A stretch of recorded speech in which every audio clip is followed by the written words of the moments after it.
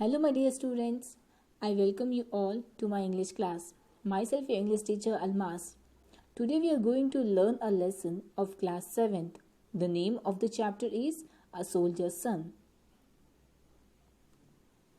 This is a unit 2. A name of a chapter is A Soldier's Son.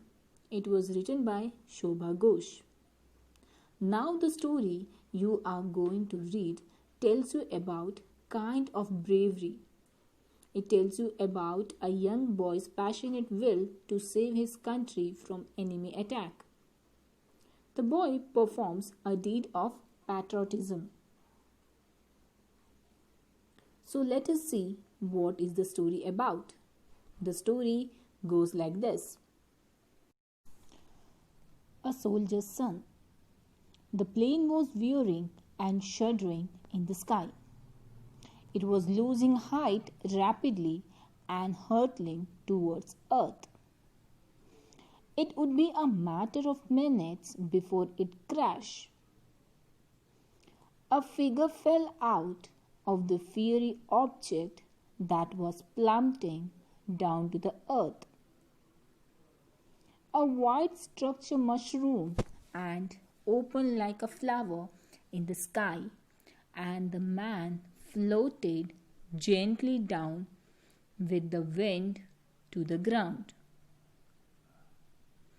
A small boy, 10 or 12 years old, had been watching the plane for some time. The boy emerged from the clump of the trees. He had seen the plane shot down by enemy fire, and the pilot parachuted down from the flaming plane. He came out from the darkness of the trees and reached the wounded pilot. "Come with me, sir. The enemy will be there any time. There is no time to lose. There is an army camp nearby. You will be safe there." The pilot tried to take 2 or 3 steps, but collapsed to the ground. "I can't walk. My legs are probably fractured. Can you do something for me?" The child could see it was with great effort that the man could talk. "Yes, sir, I will do anything you want." "You are small. Better don't take a chance," he muttered under his breath. "Not a chance, sir. A certainty. What do you want me to do?" The man's hands were bleeding. He took out a packet of papers from his pocket. "Take this to the commanding officer of the army unit," he said. "Tell him this must reach the Air Force Station, Ambala, by night. Tell him to take care of it and make sure it reaches Ambala on the time. Now run for your life. You must avoid the enemy. Will you be able to do it?" "Yes, sir, I will do it. But you? The enemy will catch you." "Don't worry about me. I can escape. I will try and distract them.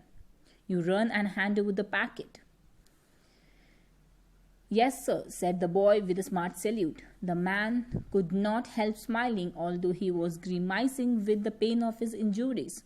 He began to travel away from the boy in the opposite direction.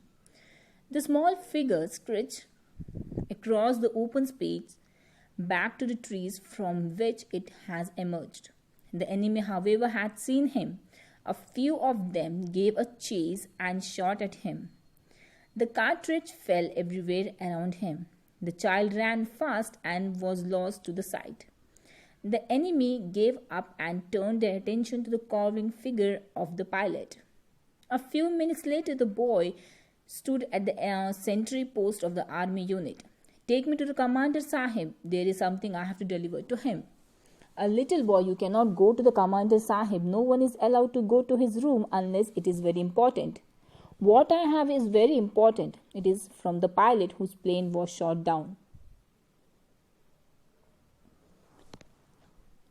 "You mean the plane that just crashed?" A rescue party has gone to look for him. Yes, I had gone there to bring him back to safety. The enemy was after him. He was injured and couldn't walk. He gave me a packet. I must guide the CO to the officer and show him where the enemy lines are. The little boy was telling, "Please allow me to the CO officer. I want to show him where the enemy lines are. I want to meet him at any cost. Please allow me to go to his room."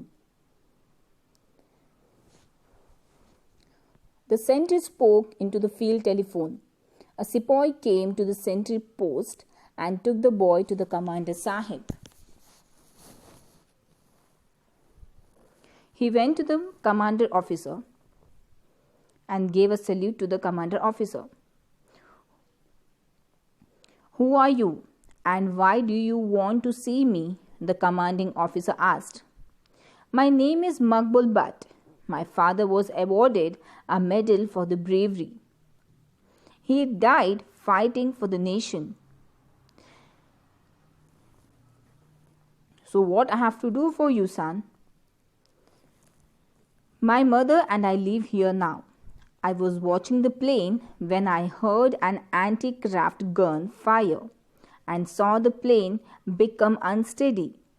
I saw him fall to the ground. I knew I must save him. The enemy was just a little distance away. I ran him, bring him back by a shortcut. When I reached him, I found that he could not walk. He was bleeding very badly. He told me not to worry about him, but to try and get this packet to you and tell you that it must reach Ambala tonight. It is very important.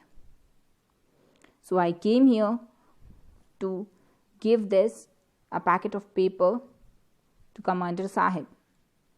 "Son, weren't you afraid of the enemy?" "My father told me never to be afraid of the enemy. They can't do anything if our number is not written on the bullet." "Good.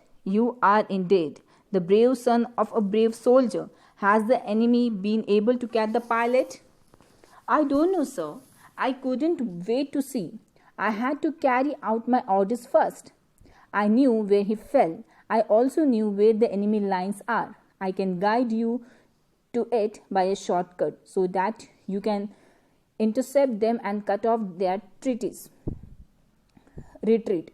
We must go at once, sir. The enemy came on foot. If you take the jeeps, you will be able to surround them and catch them." "Instruction noted, sir. Action will be taken," smiled the commander officer.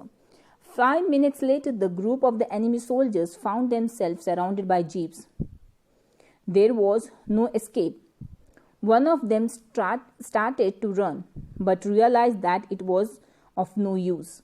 Throwing down his gun, he raised his hand above his head.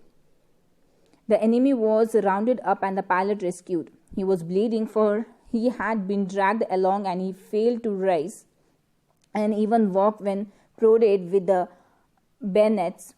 He was muttering something incoherently. "Boy, packet." He could say no more. The pilot was taken to the military hospital at once. Maqbul: "Thank you, my brave son. Now you must be take home. Your mother will be worried about you." "I am Maqbul Butt, son of the India. This is my land and these are my brothers. It is here that I was born and nurtured.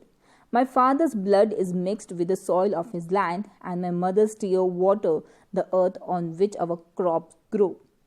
My loyalty rests here and with my brothers, blood relation of the soil, for we have broken bread on the same land."